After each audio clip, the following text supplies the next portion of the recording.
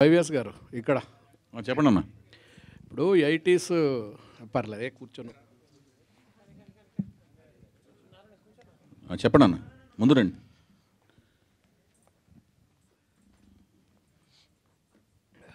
అన్న ముందుగా తెలుగు భాష దినోత్సవ శుభాకాంక్షలు మీ అందరికీ. Thank you. 80sలో సినిమా అంటున్నారు, 80sలో స్టోరీ అంటున్నారు కదా. అవునన్న. 80s నుంచే ఎన్టీ రామారావు గారి రాజకీయ ప్రస్థానం మొదలైంది. అవును. తర్వాత గవర్నమెంట్ వచ్చింది, అదంతా అందరికీ తెలుసు. సో ఈ మీ సినిమాలో పొలిటికల్ అంటే పొలిటికల్కి సంబంధించిన సినిమా అనుకోవచ్చా? అట్లా కదన్న, తెలుగు భాష తెలుగు సంస్కృతి నేపథ్యంలో ఉంటుంది, తెలుగు జాతి నేపథ్యంలో ఉంటుంది. అప్పటికి ఒకటే స్టేట్ కదా, ఆ నేపథ్యంలో ఉంటుంది. తర్వాత హైందవ సంస్కృతి, హైందవ సంస్కృతికి సంబంధించిన కొన్ని విలువలు వాటి నేపథ్యంలో జరుగుద్ది. అప్పుడున్న భౌగోళిక స్వరూపం ఏంటి అనేది ఉంటుంది. 80 నుంచి 83 ఇదంతా తర్వాత జరిగిందే కదా, ఇవన్నీ కూడా ఉంటాయి అనేది నాకు క్వశ్చన్. మీరు అవన్నీ పెట్టమంటే పెట్టనా? పెట్టండి, బాగానే ఉంటుంది. సరే, మీరు వచ్చి సిట్టింగ్లో తీసుకెళ్ళి కూర్చోబెడతా. సరే, అవన్నీ ఒక హైపోథెటికల్ క్వశ్చన్స్ అన్న. అంటే మేమైతే స్టోరీ ఫుల్ పేజ్గా తయారు చేశాను. అది నేనన్నీ మిమ్మల్ని కూడా తీసుకుని మీ ఇన్పుట్స్ కూడా తీసుకుంటాను. మీరు అలాంటివి అద్భుతమైన సన్నివేశాలు అని చెప్తే పెట్టేస్తాను. అడ్జస్ట్ చేయడమే కదన్నా. ఒక పిజ్జాలోకి ఇంకొకటి యాడ్ చేసి లేయర్స్ యాడ్ చేయడమే కదా. అవి మెర్జ్ అవుతుంటే యాడ్ చేసేస్తాను. మీరు ఏమైనా ఐడియాస్ ఉంటే ఇవ్వండి, చేస్తాను. Thank you. Okay sir. YS గారు, ఇప్పటివరకు మీరు పెట్టిన 3 ప్రెస్ మీట్లు చూస్తే మీరు ఒక పద్ధతి ప్రకారం, ఒక పథకం ప్రకారం వెళ్తున్నట్టు తెలుస్తుంది. ఒక్కొక్కరు బర్త్డే రోజు ఒక్కొక్కరు ఈవెంట్ పెట్టారు. కానీ సినిమా రిలీజ్ అనేది మెయిన్, ఆ డేట్ అనేది మెయిన్ కదా. అది ఎవరి బర్త్డే రోజు రిలీజ్ చేయబోతున్నారు సినిమాని? అట్లా కాదండి. ప్రస్తుతానికి ఏంటంటే బేసిక్ నా ఆలోచన ఏంటంటే, ఇప్పుడు మనం ఫిల్మీ పీపుల్ అండి, film industry, with in the film industry people. నేను చాలామంది మన జర్నలిస్టులు అందరూ, నేను 84లో సినిమా ఫీల్డ్, 83 మద్రాసు వెళ్ళాను, 84లో సినిమా ఫీల్డ్కి వెళ్ళాను. ఇప్పుడు మన జర్నలిస్టులు ఇప్పుడు వచ్చిన వాళ్ళు కానీ రాని వాళ్ళు కానీ అందరూ ఆల్మోస్ట్ హైదరాబాద్ డైరెక్ట్గా వచ్చిన వాళ్ళు, మద్రాసులో జర్నలిస్టులు అందరూ నాకు ఆల్మోస్ట్ ఫ్రెండ్సే. మన ఐమాక్స్ దగ్గర కలుస్తుంటాం అందరం, అన్ని సినిమాలకు వస్తుంటా కదా నేను, మీరు వితౌట్ ఎనీ ఆబ్సెంట్ ఆల్మోస్ట్ అందరూ తెలిసిన వాళ్ళే. కాకపోతే ఇక్కడ ఏంటంటే నేను చేసే సినిమాలని కొత్త వాళ్ళతో సినిమాలు తీస్తుంటా. కొన్నేమో ఇప్పుడు పెద్ద హీరోలతో సినిమాలు తీసినప్పుడేమో ఎక్కువ ఆడియన్స్ మనస్తత్వం ఎలా ఉంటుందంటే, పెద్ద హీరో సినిమా అనగానే వాళ్ళకి హీరోలకి ఇండివిజువల్గా ఫాలోయింగ్ ఒకటి ఉంటుంది, స్టార్ ఫాలోయింగ్ ఉంటుంది, వాళ్ళ ఫ్యాన్ బేస్ ఫాలోయింగ్ ఉంటుంది. వాళ్ళ న్యూస్ని వాళ్ళే వెతుక్కుని చూసేసుకుంటుంటారు, ఎక్కడుంది, ఎప్పుడు సినిమా ఈవెంట్ ఎక్కడ ఏంటనేది. ఇప్పుడు కొత్త హీరోలతో చేసినప్పుడు ఇలాగ నాలాగా కొంత గ్యాప్ వచ్చి అప్పుడప్పుడు సినిమాలు తీస్తుంటా కదా. నేను కంటిన్యూస్గా సినిమాలు తీసిన సందర్భం కూడా లేదు. ఈసారి ఎక్కువ గ్యాప్ వచ్చింది కదా. వచ్చినప్పుడు నేను ఒక 4-5 ఈవెంట్లు ఎక్కువ చేసి అవి కూడా చేస్తే అవి ర్యాండమ్గా చూసే, అంటే మీరు కాకుండా బయట జనాలు ఉంటారు కదా, మన సినిమా ఇండస్ట్రీ కాకుండా. మీకైతే విసుగు వస్తుంటుంది, వైవిఎస్ ప్రెస్ మీట్ పెట్టాడంట, మళ్ళీ పెట్టాడంట మనలో జరుగుతుంటుంది. అది నాకు కూడా వినపడుతుంటాయి. నేను కూడా మారువేషం వేసుకుని మీ మధ్యలో తిరుగుతుంటా, మీకు తెలియదు ఆ విషయం. మళ్ళీ పెట్టాడంటే ఏమైనా చేదస్తామో అనుకుంటుంటారు మీరు. సో కానీ నేను అనుకునేది ఏంటంటే, సామాన్య ప్రజలకి వాళ్ళు జనరల్గా చేసే సర్ఫింగ్లో ఎక్కడో చోట పాపప్ అవుద్ది నా న్యూస్. ఓహో, ఇతను ప్రాజెక్ట్ చేస్తున్నాడు అనుకుంటా, మళ్ళీ వైవిఎస్ చౌదరి ఏదో ప్రాజెక్ట్ చేస్తున్నాడు అనుకుంటా అని వాళ్ళకి 4-5 ప్రెస్ మీట్ల తర్వాత ఒకసారి న్యూస్ వాళ్ళ బ్రెయిన్ హిట్ అవుద్ది. That is my target. So నా సినిమా, నేను సినిమా తీస్తున్నాను అనేది వాళ్ళకి తెలిస్తే రావాలా వద్దనేది వాళ్ళ ఇష్టం అనమాట, వాళ్ళ ఇష్టం మీద ఆధారపడి ఉంటుంది అది. కానీ నా క్వశ్చన్కి ఆన్సర్ రాలేదు సార్. అది ఎప్పుడు తీస్తాననేది, రిలీజ్ అదే ఎప్పుడు రిలీజ్ అనేది వన్స్, ఇప్పుడు నేను కొత్త వాళ్ళు తీస్తున్నాను, అది చెప్పాను ఏంటంటే, అది వన్స్ మొదటి షెడ్యూల్ రోల్ అయిన తర్వాత ఇదేంటంటే, ఇది మిద్దంగా కొత్త వాళ్ళు ఎంత ఇండస్ట్రియస్ అవుట్పుట్ని ఇస్తున్నారు బయటికి. మొదట కదా, ఫస్ట్ టైం యాక్ట్ చేస్తున్నారు కదా వాళ్ళు. 1 డే నేను ప్లాన్ చేశాను, వాళ్ళు 1 డేలో చేసేయగలుగుతుంటే నేను వర్కింగ్ డేస్ని బట్టి రిలీజ్ డేట్ని ఒక ఎండ్కి రాగలను, ఒక కన్క్లూజన్ రాగలను. వాళ్ళు 1 డే అవుట్పుట్ని 2 డేస్లో ఇవ్వగలుగుతున్నారు అనుకో, మొదటి రోజు నాకు అర్థం అవుద్ది. సో వర్కింగ్ డేస్ని బట్టి రిలీజ్ డేట్ ఫైనలైజ్ అవుద్ది. అప్పుడు దాన్ని బట్టి అక్కడ ఆస్పిషియస్ డేట్ చూసుకుని, మీరు చెప్పినట్టుగా ఫస్ట్ మీకు చెప్తాను, ఆ దగ్గరలో ఒక మంచి డేట్ చూసుకుని ఆ డేట్ ప్రకారం నేను రిలీజ్ చేస్తాను. నిజంగానే డెఫినెట్గా ఈ రెలవెంట్గా ఉండేది. నేను ఇంతకు ప్లాన్ చేసినట్టుగా ఏదో ఒక రెలవెంట్ డేట్ చూసుకుంటాం. ఇప్పుడు May 1 అనేది చూసుకున్నాం లాహిర్కి, ఎందుకంటే హాలిడే వస్తుంది. ఒక కార్మికుడు ప్రొడ్యూసర్ అయ్యి ఫస్ట్ టైం తీస్తున్నాడు కాబట్టి, నేను కార్మికుడిని కాబట్టి ఫస్ట్ టైం ప్రొడ్యూసర్ అయ్యాను కాబట్టి మేడే రోజున రిలీజ్ చేశాను లాహిరి. బొమ్మరిల్ అనే బ్యానర్ పెట్టి ఓనర్షిప్ లాగా రిలీజ్ అవుతుంది కాబట్టి May 1 రిలీజ్ చేశాను లాహిరి. అట్లా రెలవెంట్ ఒక డేట్ చూస్తాం. మీరు చెప్పిన ఆలోచనలో నిజం ఉంది. అప్పుడు ఆ టైంకి రిలీజ్ డేట్ ఒకటి చూస్తాం. ఇప్పుడైతే ఫిక్స్ కాలేదు ఇంకా. Okay, all the best sir. Chandrabose garu, first of all Telugu భాషా దినోత్సవ శుభాకాంక్షలు. సంతోషం అండి. సార్, ఈ సినిమా 1980s బ్యాక్డ్రాప్లో ఉంటుంది కదా, మీకు అంటే సంగీతం ఆ టైంకి సంబంధించి ఎలాంటి పాటలు రాసే ఇది ఉంటుంది? అంటే చర్చలు ఏమైనా జరిగాయి డైరెక్టర్ గారితో?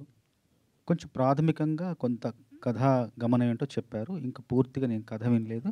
కథ విన్న తర్వాత సందర్భాలు ఏంటో చెప్తారు. తర్వాత ఇంకా సంగీత చర్చలకు ఎరౌండ్గా కూర్చొని అప్పుడు 80 అయినా కూడా ఇప్పుడు ఆ భాష అంతా కూడా చక్కగా కొంచెం సిద్ధం చేసే ఉన్నాను నేను మనసులో కూడా. కొంచెం ఎలాంటి పాటలు రాయాలి, ఏం రాయాలని చెప్పేసి కొంచెం మనసులో అయితే నేను కొంచెం శ్రమించి ఉన్నాను ఇప్పటివరకు. చంద్రబోస్ గారు ఇక్కడ ఇది దీని మీద భయ మీకు దీని ఎక్స్టెన్షన్ ఆన్సర్ చెప్తాను.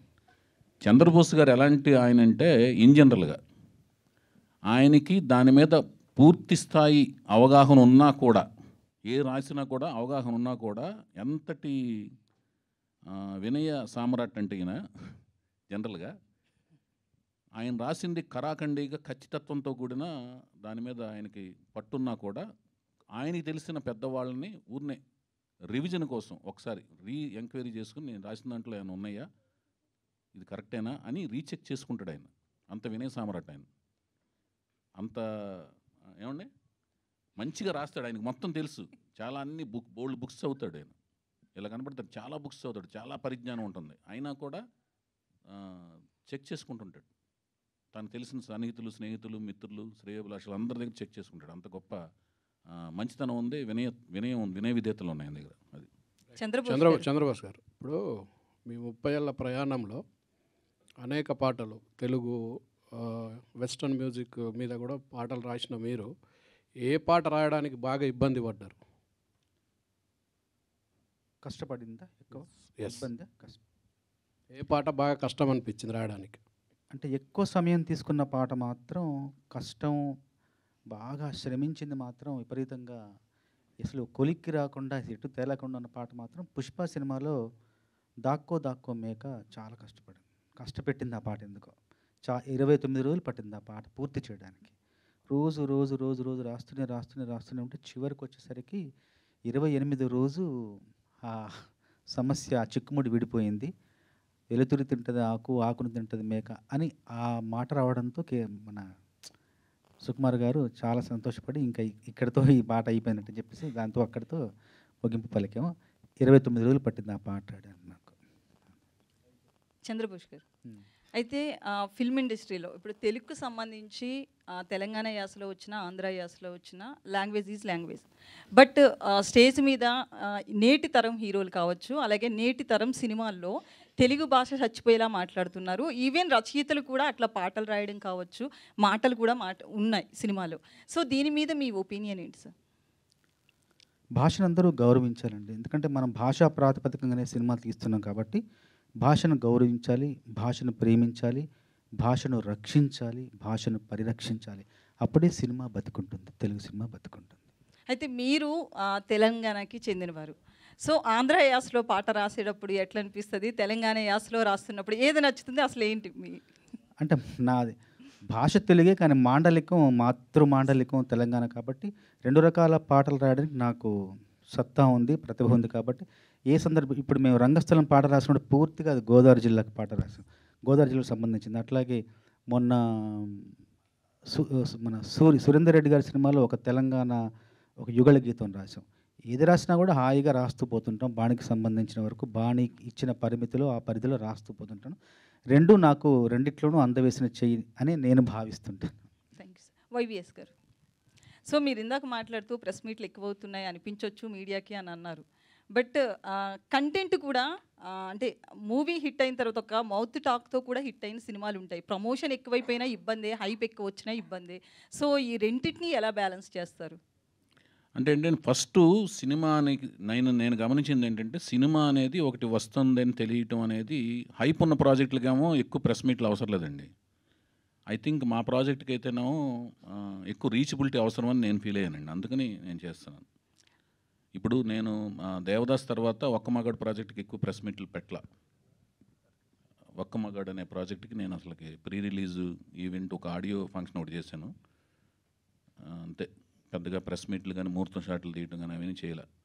ఈ ప్రాజెక్ట్ ఏంటంటే బేసిక్గా నేను కొంత గ్యాప్ తర్వాత చేస్తున్న ప్రాజెక్ట్ ఒకటిను, కొత్త వాళ్ళతో నేను చేస్తున్న ప్రాజెక్ట్ ఒకటిను. ఇప్పుడు ఏమైపోయిందంటే మాధ్యమాలు పెరిగిపోయినాయి, రోజుకో కంటెంట్ వచ్చి చేరుతుంది ప్రజల బ్రెయిన్కి. రోజుకో కంటెంట్ రోజుకొకటి జరుగుతుంది, దాని మీద ర్యాండమ్గా మారిపోతుంది వాళ్ళ మెమరీ.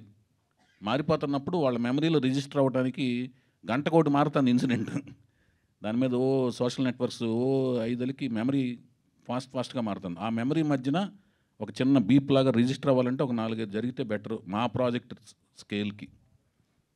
ఇప్పుడు కల్కి లాంటి ప్రాజెక్ట్ ఉందండి, సడన్గా వాళ్ళు డేటు వాళ్ళ ఆఫీస్ దగ్గర పోస్టర్లా పెట్టుకున్న అది బయటికి వెళ్ళిపోద్ది. ఉదయం అటు ఓపెనింగ్స్ నిండిపోతాయి. ఎందుకంటే ప్రభాస్ ఉన్న ఇమేజ్కి కానీ వైజయంతి మూవీస్ బ్యానర్కి కానీ ఆ రో ఆఫ్ సక్సెస్ల మధ్యన ఉన్న వాళ్ళ బ్యానర్కి కానీ దానికి అది. అయితే మీరు 10 ఏళ్ల తర్వాత మళ్ళీ ఒక సినిమా చేస్తున్నారు. అయితే Q&Aలో కానీ అంటే 10 ఏళ్ళు కాదు, అంతకంటే తక్కువ. 10 ఏళ్ళు అనకండి బాధ. పోనీ సరే చెప్పండి.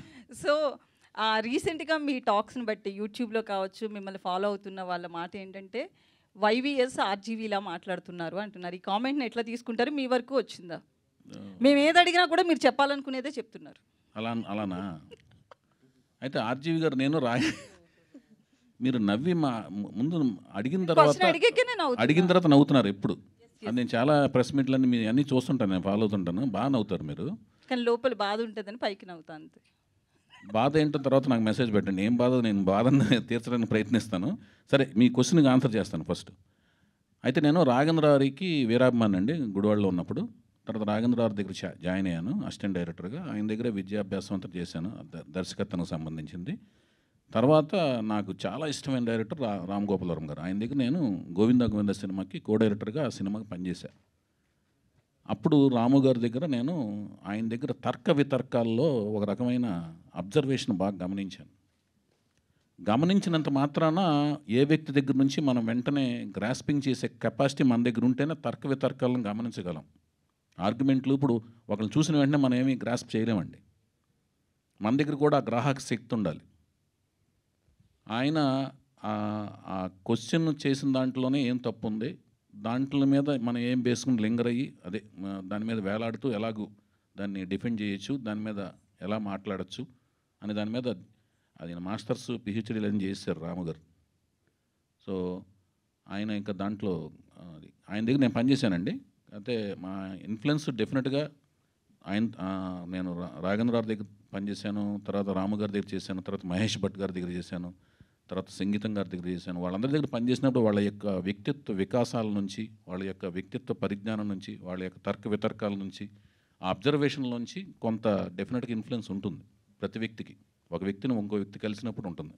అది మేబీ మీరు అనుకున్నట్టు అది అనిపించచ్చేమో మీకు, కానీ బేసిక్గా మనలో ఒకటి ఉంటుంది, ఆ ఇన్స్టింక్టు లేకపోతే గ్రాహక శక్తి ఉంటుంది. ఆ శక్తిలోంచే మనకు రిఫ్లెక్షన్ వస్తుంది, రియాక్షన్ ఉంటుంది. అది అన్నా చౌదరి గారు, అన్నా సెప్టెంబర్ 2 పవన్ కళ్యాణ్ గారి బర్త్డే, హరికృష్ణ గారి బర్త్డే. అవును. ఆ రోజు ఈ సినిమా గురించి ఏమైనా రివీల్ చేస్తారా? ఆ రోజు ఏమైపోయిందంటే అన్న, నేను ఇందాక చెప్పాను కదా, ఆ రోజు అమావాస్య అయిపోయింది అన్న. ఓకే, ఏం చేద్దాం, అది సోమాతి అమావాస్య అని ఒక పవర్ఫుల్ అమావాస్య అయిపోయింది. ఏం చేద్దాం చెప్పండి. సార్ అంటే ముందే చెక్ చేసుకున్నారా మీరు? అమావాస్య అనేది చెప్తున్నారు, నిజమా లేకపోతే కామెడీ చేస్తున్నారా? నిజంగానే సోమాతి అమావాస్య అని అదొక పవర్ఫుల్ డే అయిపోయింది. అందుకని ఆ రోజు ఏ కార్యక్రమాలు చేపట్టాలని అనుకోవట్లేదు. కొంచెం హైందవ సాంప్రదాయాలకు కూడా కొంత విలువిస్తాను, అంటే తిథుల్ని ఫాలో అవుదామని కాదు. అది ఒక మళ్ళీ తమిళియన్స్కి అమావాస్య అనేది మోస్ట్ ఆస్పిషియస్ డే. అంటే లాస్ట్ టైం ప్రెస్ మీట్లో కూడా పవన్ కళ్యాణ్ గారు అంటే చాలా ఇష్టం నాకు అని చెప్పారు. ఆ రోజు కూడా ఏదైనా కార్యక్రమం పెడుతున్నారా, ఏదైనా రివీల్ చేస్తారా అనేది? అట్లాగా అంటే హరికృష్ణ గారి బర్త్డే, పవన్ కళ్యాణ్ గారి బర్త్డే కూడా అదే రోజు. ఎస్, చంద్రబోస్ గారు. ఆ రోజు ముందుగా తెలుగు భాషా దినోత్సవం శుభాకాంక్షలు. ధన్యవాదాలు. అన్న తెలుగు లెస్స, దేశ భాషలందు తెలుగు లెస్స అని ఓ మహానుభావుడు చెప్పాడు. అది ఇప్పుడు ఎలా తయారైందంటే తెలుగు లెస్స అయిపోయేటట్టుగా ఉంది. తెలుగు సినిమా టైటిల్స్ తమిళ్ నుంచి తెలుగులోకి వస్తుంటే ఆ తమిళ్ పేరే తెలుగులో రిలీజ్ చేస్తున్నారు. తంగ్లాన్ అని కానీ, వాల్మీ అని కానీ, ఇలా ఏమవుతుంది? తెలుగు భాష త్వరలో కనుమరుగైపోతుందా అనే ఆలోచన మాకు వస్తుంది. మీరేమంటారు దీని మీద? భాష కనుమరుగయ్యే అవకాశం అయితే లేదండి. ఎందుకంటే ఇప్పుడు కొంచెం భాషా చైతన్యం ఇంతకుముందు కంటే ఇప్పుడు ఎక్కువ వచ్చింది ప్రజల్లోనూ. చాలామందిలో భాషా చైతన్యం ఒకటి వచ్చింది. ఉదాహరణకి ఏంటంటే, ఇంతకుముందు ఇప్పుడు నేను మణికొండలో ఉంటాను, ఉప్పాలగూడలో. అసలు హోటళ్ళ పేర్లు ఇంతకుముందు ఫుడ్ కోర్టు, ఫుడ్ బాల్ అట్లాంటివి ఉండేవి. ఇప్పుడు చక్కగా తెలుగు భాషలోని ఎంత మంచి పేర్లు పెడుతున్నారంటే, వివాహ భోజనంబు, బళా భోజనం, సుబ్బయ్య గారి హోటలు, పాకశాస్త్రం, శ్రీ గోంగూర, అత్తగారి ఇల్లు, అమ్మ చేతి వంట. చక్కగా భాషా చైతన్యం చూస్తుంటే, ఆ బోర్డు చూస్తుంటే అబ్బా ఎంత ఆనందం కలుగుతుందో. ఖచ్చితంగా కోడికూర చిట్టిగారులు, కృష్ణపట్నం, ఇట్లాంటివన్నీ ఆ పేర్లు చూస్తుంటే అంటే ఏదో రకంగా భాషా చైతన్యం వచ్చింది. మనలో కూడా తెలుగు సినిమా పేర్లు కూడా మంచి పేర్లు పెడుతున్నారు. తమిళం నుంచి వచ్చే పేర్లు ఎందుకంటే తెలుగులో పెట్టట్లేదంటే ఇప్పుడంతా కూడా మొత్తం ఒకటే అయిపోయింది కాబట్టి తమిళంలో ఏది ఉందో ఇక్కడ, ఎందుకంటే అందరికీ చేరువైపోయింది కదా, అన్ని ప్రపంచ భాషల్లోని అన్ని సినిమాలు చేరువైపోతున్నాయి కాబట్టి మళ్ళీ ఆ అయోమయం లేకుండా ఆ పేరే ఇక్కడ పెడుతున్నారేమో అనిపిస్తుంది తప్ప భాష ఎట్టి పరిస్థితుల్లో కనుమరుగు అవ్వదు. చంద్రబోస్ గారు, ఇంకొక క్వశ్చన్ అండి. మనందరికీ తెలుగు భాష దినోత్సవం శుభాకాంక్షలు. మీకు అకాడమీ అవార్డు వచ్చిన తర్వాత మీ పాటలు రాయడం మీద ఏమైనా ప్రెజర్ పెరిగిందా, లేకపోతే నార్మల్గానే రాస్తున్నారా? ఒత్తిడి ఏం లేదండి, ఇంతకుముందులానే రాస్తున్నాను. కాకపోతే ఏంటంటే కొంచెం జాగ్రత్త, ఇంకొంచెం శ్రద్ధ, మన పాట ప్రపంచ పరిధిలోకి వెళ్ళిపోయింది కాబట్టి ఇంకా అర్థవంతమైన పాటలు రాయాలన్న నాలోనే ఒక చిన్న ఇంకా జిజ్ఞాస పెరిగింది తప్ప ఒత్తిడి బయట నుంచి ఏం రాలేదు నాకు. నాలోనే నాకుంది ఒక సంఘర్షణ తప్ప వేరే ఏం లేదు. Okay sir, all the best. Chowdary garu sir చెప్పండి అన్న. జూన్ 10 అయిపోయింది, ఆగస్టు 9 అయింది, ఆగస్టు 29 అవుతుంది. ఇప్పుడు నెక్స్ట్ ఏ డేట్కి మాకు హీరోని పరిచయం చేస్తారు? నందమూరి తారక రామారావుని. ఇది ఒకటండి. యాక్చువల్గా నేను ఆయన దాకా చెప్పినట్టు సెప్టెంబర్ 2 అనుకున్నాను, అంటే హరికృష్ణ గారి బర్త్డే సందర్భంగా అనుకున్నాను. కానీ అది అంటే బ్రైట్గా మంచి ఫ్యూచర్ను ఆశిస్తూ నందమూరి తారక రామారావు అనే పేరుని ప్రపంచానికి, అంటే 4వ తరం పేరుని, 4వ తరం జనరేషన్ బిడ్డని ఆ పేరుతో పరిచయం చేస్తూ, అమావాస్య రోజు ఎందుకు పరిచయం చేయడం, అలాగే తెలుగు అమ్మాయిని నేను పరిచయం చేస్తూ, మన వాళ్ళు కూడా ఇంతకుముందు ప్రెస్ మీట్లు అడిగారు, మీరు ఫామ్లో ఉన్నప్పుడు ఎందుకు పరిచయం చేయకుండా ఇప్పుడు ఎందుకు పరిచయం చేస్తున్నారని ఒక ఆయన అడిగారు. మళ్ళీ అమావాస్య రోజు ఎందుకు అని దాన్ని కొంచెం పోస్ట్ పోన్ చేసే కార్యక్రమంలో పెట్టుకున్నాను. నెక్స్ట్ ఏదైనా సరే వాళ్ళిద్దరిని పరిచయం చేసి మీ అప్రిసియేషన్, అంటే మీ యొక్క తీర్పు తీసుకుని మీరేనా అంటే వర్క్షాప్ ఏం చేయిస్తున్నారా? ప్రస్తుతం మేకవర్ ఏమైనా చేయిస్తున్నారా మీ సినిమా కోసం? దాదాపుగా ఏప్రిల్ లాస్ట్ ఇయర్ 2023 ఏప్రిల్ 27న అతను కలిశానండి. అతన్ని నందమూరి తారక రామారావుని, హరికృష్ణ గారు మనవణ్ణి, జానకిరామ్ గారు దీపిక నందమూరి గారి అబ్బాయిని, రామారావు గారు ముని మనవణ్ణి. అప్పటి నుంచి తను నా గైడెన్స్లో తను ట్రైనింగ్లో ఉన్నాడు. చక్కగా తయారయ్యాడు. According to my character role, story demand. Height దాదాపు ఆల్మోస్ట్ 6 feet ఉంటాడు. చక్కగా తయారయ్యాడు ఆయన. అలాగే ఈ అమ్మాయి తెలుగు అమ్మాయి వీణారావు, చక్కటి కూచిపూడి క్లాసికల్ డాన్సరు, అభినయం చక్కగా చేస్తుంది ఆ అమ్మాయి కూడా. ఆవిడ కూడా మంచి నా గైడెన్స్లో. ఇంకా మళ్ళీ వేరే వీళ్ళు ఎందుకని ఆల్రెడీ కూచిపూడి డాన్సర్ అంటేనే అభినయం ఉంటుంది, యాజ్ ఇట్ ఈజ్. కళ్ళతో అభినయం, ఈ భంగిమలు ఇవన్నీ కరెక్ట్గా క్లాసికల్ డాన్స్ అవన్నీ వచ్చినప్పుడు అభినయం ఉంటుంది ఆటోమేటిక్గా. ఆ అమ్మాయికి వచ్చు. ఇతను కూడా అంతకుముందు కూడా కొంత డాన్స్ వచ్చు, డాన్సు బాగా చేస్తాడు, బ్రహ్మాండం చేస్తాడు. అభినయం కూడా కొంత నేర్చుకుని ఉన్నాడు ఆయన. నేను ఇంకా నా మెళకువలు అవన్నీ కూడా నాకు తెలిసిన ఎక్స్పీరియన్స్ అంతా వాళ్ళ మీద పోరింగ్ చేస్తూ ఇద్దరిని బాగా నా అవసరం మేరకు, నా దగ్గర ఉన్న విషయం మేరకు నేర్పాను. నాకు ఒక నాలెడ్జ్ మేరకు నేర్పాను. అది మీకు ఎలా అనిపిస్తుందో మీరు చెప్పాలి చూసిన తర్వాత. గీత గారు, డైరెక్టర్ గారు కథ రెడీ అయిందన్నారు, హీరో హీరోయిన్ సెలెక్ట్ చేశారు, టెక్నీషియన్స్ చూస్తే పెద్ద టెక్నీషియన్స్ పెట్టుకున్నారు కదా, బడ్జెట్ ప్రిపేర్ చేసుకున్నారా ఒక బడ్జెట్ అని? ఇది ఓన్లీ తెలుగులోనే వస్తుందా, పాన్ ఇండియా సినిమాగా ఏమైనా ప్లాన్ చేస్తున్నారా? ప్రస్తుతానికైతే తెలుగులోనే అనుకుంటున్నామండి.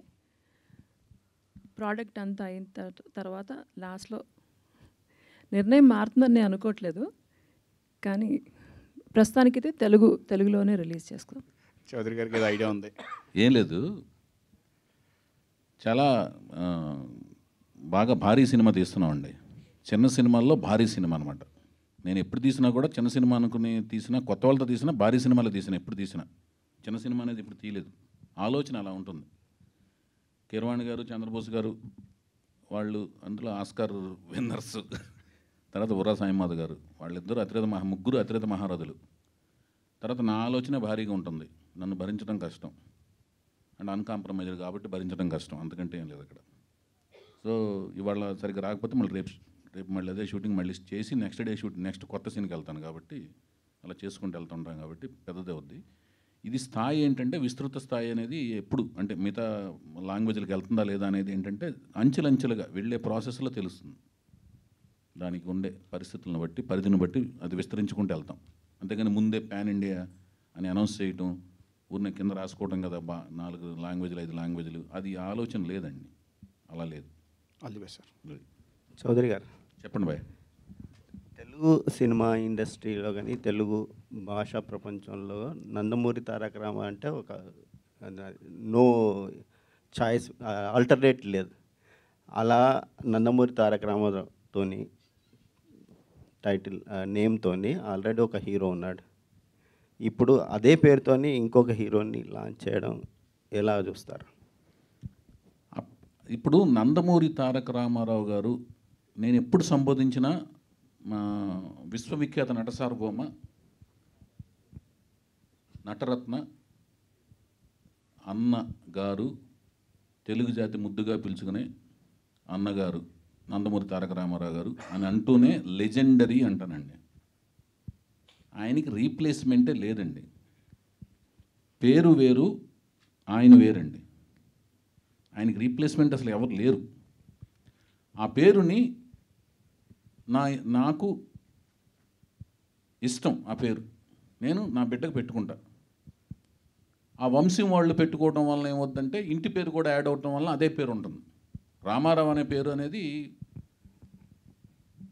తెలుగు జాతిలో చాలామంది పెట్టుకున్నారు పేర్లు, రామారావు అనే పేరు పెట్టుకుంటారు. కానీ ఇంటి పేరు ఉన్నప్పుడు ఆ పేరు మ్యాచ్ అయిపోద్ది, అర్థమవుతుందండి. కానీ అదే రూపం, అదే కంఠం, అదే ఆలోచన సరళి, అదే గ్రాహక శక్తి ఆ కాలమాన పరిస్థితుల్లో పుడితేనే నందమూరి తారక రామారావు గారు అవుతారు. అర్థమవుతుందా మీకు? ఆ కాలమాన పరిస్థితులు, ఆ పెరిగిన కలిసిన చదివిన పుస్తకాలు, చదివిన గ్రంథాలు, నేర్చుకున్న పరిజ్ఞానం, ఆయన నందమూరి తారక రామారావు గారు. ఆయనలాగా ఎవరు అవ్వలేరు. అది చాలాసార్లు నేను చెప్పున్నాను. జానకిరామ్ గారు వాళ్ళ తాతగారి పేరుని వాళ్ళ కొడుక్కి పెట్టుకోవడం, అది మన తెలుగు సంప్రదాయంలో ఎప్పుడోంచి ఉంది. తాత పేర్లు కొడుకులకు పెట్టుకోవడం, ముత్తాత పేర్లు కొడుకులు పెట్టుకోవడం, ఆ సంప్రదాయం ప్రకారం పెట్టుకున్నారు. నేను తనను చూసి నచ్చి నేను తీసుకున్నాను కాబట్టి పేరు నేను మార్చడానికి లేదు కదండి.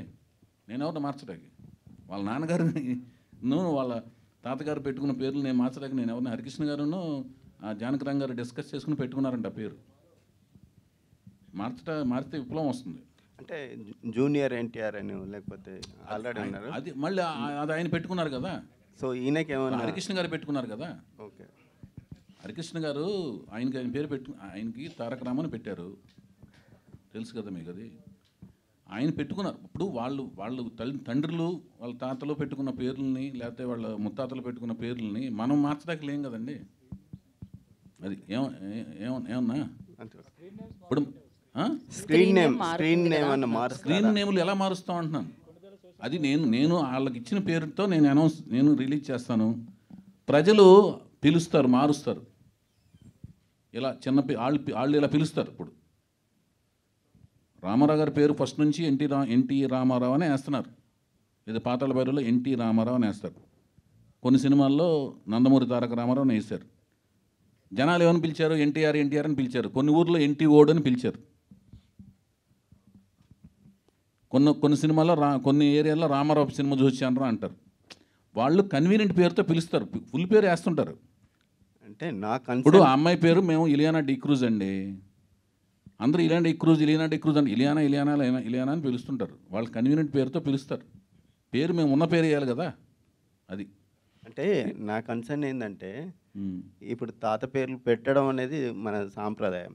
సో కొన్నిసార్లు ఏమైతే పేరు పెట్టుకోవచ్చు, ముత్తాత పేరు పెట్టుకోవచ్చు, అది సాంప్రదాయం. కానీ కొన్నిసార్లు మన సొసైటీలో వీడు తాత పేరు చెడగొట్టాడరా అనే ఒక ప్రమాదం ఉంటుంది.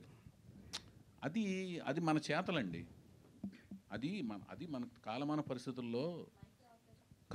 పరిస్థితుల్లో మన చేతుల్లో చేతుల్లో ఉండి జరుగుతాయి కొన్ని చేతలు, మనకు తెలియకుండా జరిగేవి కొన్ని జరుగుతుంటాయి చేతలు. వాటిని మనం మన చేతుల్లో లేని వాటి గురించి మనం ఏం చేయగలమండి?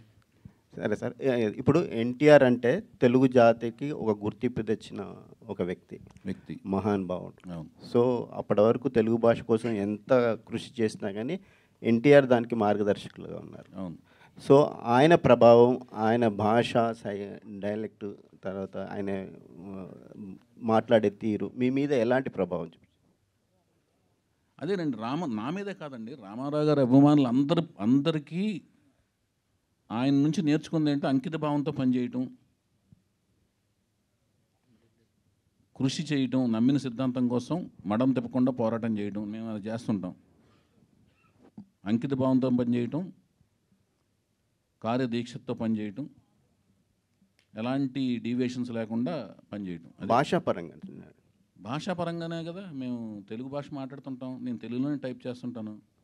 అంటే నేను కీబోర్డ్లో ఉన్నా కూడా తెలుగు భాషలోనే. ఇప్పుడు చాలా వరకు సంభాషణ నేను స్మార్ట్ ఫోన్లో వచ్చినా తెలుగులోనే సంభాషిస్తుంటాను. మ్యాక్సిమం తెలుగు భాష బాగా గుర్తుపెట్టుకుని తెలుగులోనే మాట్లాడతాకి మ్యాక్సిమం ప్రయత్నిస్తాను నేను. వైవిఎస్ చౌదరి గారు, యాక్చువల్లీ మీరు చెప్పినట్టు మీరు ఓకేనా అన్న? ఓకే, మీరు చెప్పండి అన్న. యాక్చువల్లీ మీరు చెప్పినట్టు ఆల్రెడీ మీకు హరికృష్ణ గారు కానీ లేకపోతే సీనియర్ ఎన్టీఆర్ గారు కానీ ఒక గాడ్ ఫాదర్స్లా బిలీవ్ చేస్తారు. అండ్ రియల్ గాడ్ ఫాదర్ అనేది నాగార్జున గారిని అన్నారు. కాబట్టి కెన్ వి ఎక్స్పెక్ట్ అగైన్? ఇప్పుడు హరికృష్ణ గారు మనతో లేరు, కానీ ఆల్రెడీ నందమూరి వంశం నుంచి మన బాలకృష్ణ గారు ఉన్నారు. Can we expect any Akkineni and Nandamuri combo again? అదేనండి, ఇప్పుడు ఫస్ట్ ఏంటంటే ఇప్పుడు నేను ఒక ప్రాజెక్ట్ పెట్టుకున్నానండి. నేను ఒక సక్సెస్ఫుల్ ప్రాజెక్ట్తో బయటకు రావాలి. ఫస్ట్ వచ్చిన తర్వాత ఒక మంచి వాళ్ళిద్దరికి ఒప్పించగలిగే ఒక కథ రాసుకోగలగాలి. రాసుకుని వాళ్ళ దగ్గరికి వెళ్ళాలి. వాళ్ళకి అది నచ్చాలి, టైం అకామిడేట్ చేయాలి వాళ్ళిద్దరికి చేసే టైం. అప్పటికి వాళ్ళు ప్రాజెక్ట్స్తో ఉన్నారనుకోండి, మళ్ళీ ఆ టైంలో కుదరాలి కదా. ఇవన్నీ ఏంటంటే పెర్మిటేషన్స్ అండ్ కాంబినేషన్స్.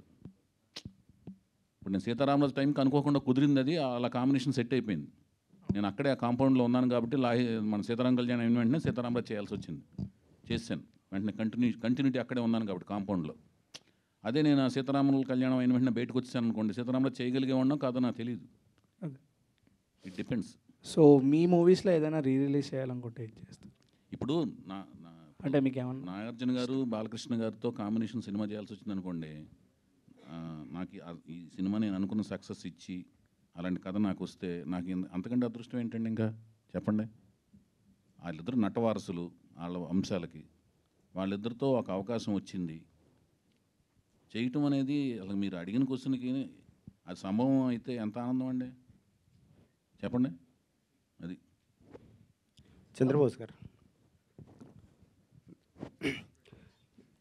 అంటే తెలంగాణ నుంచి మీరు అంతకుముందు సిన్నారా కానీ దాశరథి కానీ ఒక మార్క్ చూపించారు ఇండస్ట్రీలో. కానీ అంటే ఇది కాంట్రవర్షియల్ కాదు, ఒక జర్నీ మీ గురించి అడుగుదామని. సో ఒక దశలో సమైక్య రాష్ట్రంలో తెలంగాణ వాళ్ళకు భాషే రాదు అనే ఒక వివక్ష నుంచి, అలాంటి టైంలో మీరు వేటూరి, సిరివెన్నెల గారు మంచి పీక్లో ఉన్నప్పుడు మీ ఎంట్రీ ఇచ్చారండి. సో అలాంటి పరిస్థితుల్లో మీకు ఎలాంటి ప్రతికూల పరిస్థితులు జయించి మీరు ప్రయాణాన్ని కొనసాగించారు? అంటే మామూలుగా సాధారణంగా సినిమా రంగంలో అవరోధాలు, ఆటంకాలు ఎదుర్కొనే ఒక కళాకారుడికి ఎలాంటి అవరోధాలు, ఆటంకాలు ఎదురయ్యో అలాంటివి ఎదురయ్యే తప్ప ప్రత్యేకంగా నాకు మాత్రం ప్రాంతీయ వివక్షత నాకు వ్యక్తిగతంగా నాకు ఎలాంటి ఎదురవ్వలేదు. ఎందుకంటే నన్ను ఆదరించి నన్ను ప్రోత్సహించిన వాళ్ళు రామానాయుడు గారు, ముప్పలనేని శివ గారు, కీరవాణి గారు, మొదటి అవకాశం ఇచ్చింది రాఘవేంద్ర గారు, వీళ్ళంతా కూడా నన్ను ప్రోత్సహించారు. నాకైతే ఎలాంటి వివక్ష ఎదురవ్వలేదు, మనస్ఫూర్తిగా చెప్తున్నాను. థ్యాంక్ యూ అండి. భయ్యా, చౌదరి గారు ఒక్క నేను చక్రి గారితో సినిమా చేశాను కదా, 2 సినిమాలు నేనే చేశాను కదా. అంటే ఏం ఉండవు భయ్యా ఇక్కడ చెప్పేది.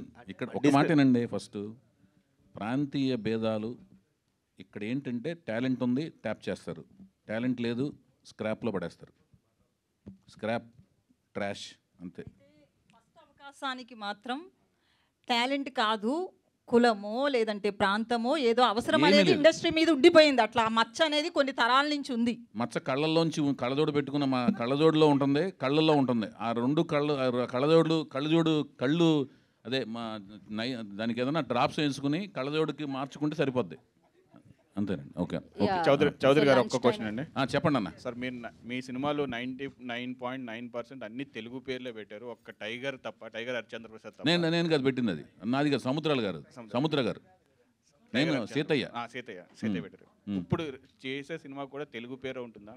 తెలుగు పేరే. నేను అసలు ఇంతవరకు ఇంగ్లీష్ పేర్లు పెట్టలేదు భయ్య, ఇంతవరకు పెట్టలేదు. తెలుగు పేరే పెడతాను, 100% స్వచ్ఛమైన తెలుగు పేరు పెడతాను.